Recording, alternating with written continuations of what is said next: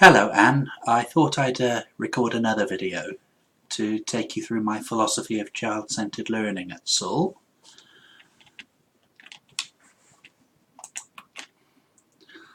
So, my best ever young learner lesson. This was with 6-year-old kids over in Indonesia.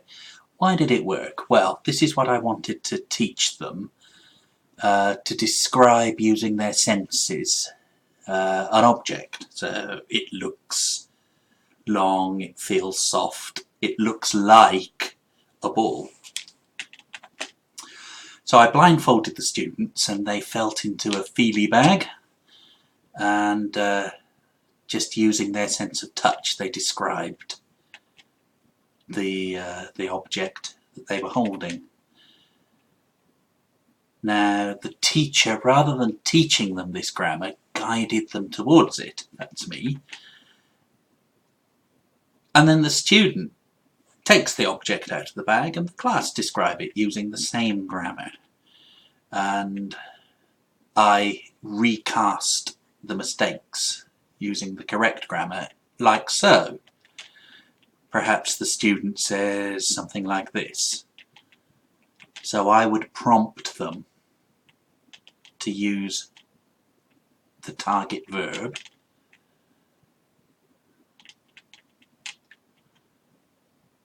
and then I would prompt them to use the target noun, and then always praise them.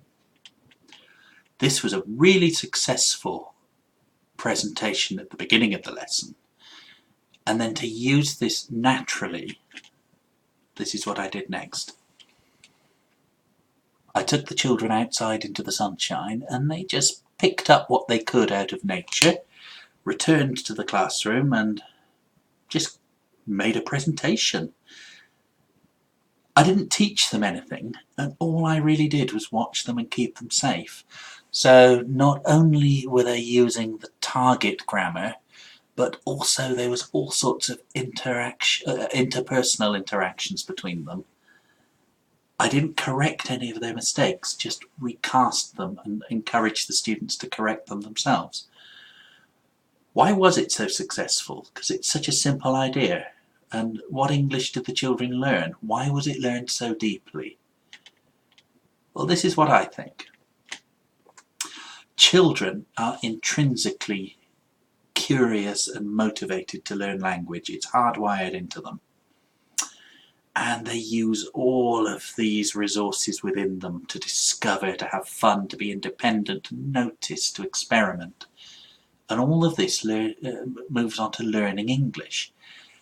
And here's the thing, I've seen so many teachers just stamp on all of these natural impulses with their methodologies.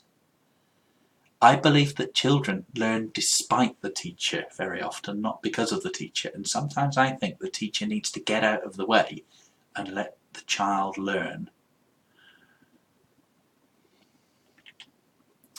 So this is an example of the child-centred learning that I'm trying to encourage our teachers to use. Let's look at an example with my daughter. That's her down the bottom. Isn't she beautiful? She's learning to read at the moment, so I find an app on my phone and I think, oh, Caitlin will like that. So I sit with her and I show her how cool this app is.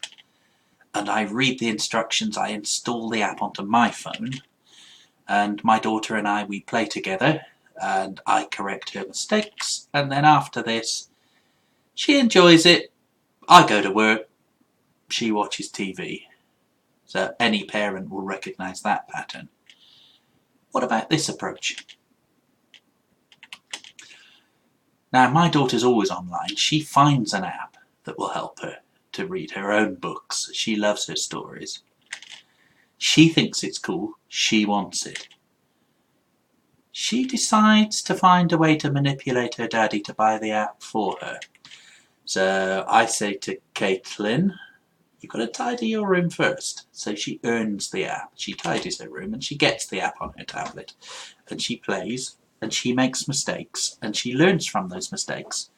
She can ask me questions, but I'm not involved in the learning process. Finally, and importantly, she succeeds on each level. So she notices how she's succeeded, and she notices the patterns and the principles in the software, and she links these to patterns and principles that she's discovered in her past learning. And then she can use these new patterns and principles of learning to discover and experiment with more difficult apps. What's the difference between one approach and the other? I try to help, and my daughter discovers. Well, look at the left-hand column. I, my daughter and I. But if you look on the right-hand column, she. I only noticed that when I typed them into this presentation. So the child-centered learning cycle, this is how I want SUL's lesson plans to be. My daughter noticed the app. She saw it for herself. She wanted it. It wasn't me projecting my wants. It was difficult, but she used strategies within herself to understand. She enjoyed the challenge. All children do. She played, she made mistakes, she learned from her mistakes, but it was personal to her. Importantly, she succeeded, and she succeeded on her own, and this is the key to her motivation. She saw how the app worked.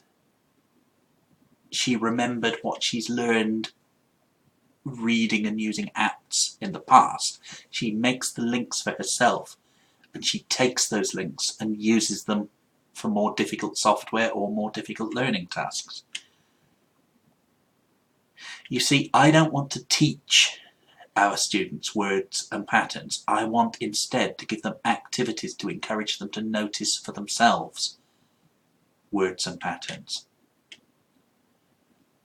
Of course, if they're enjoying the activity, they're motivated to find out more for themselves. But it's a personal thing. It's what they want, not what the teacher says they want. Children enjoy a challenge. So rather than teach them facts, we teach them strategies to discover these facts for themselves. It's important that children learn from their mistakes rather than they are necessarily corrected with red pen. But it is important that everything is personal to the child. And of course the success is the key to them becoming motivated, and the snowballing effect of the more they're motivated, the more they're successful. And with the added success, the motivation will just grow.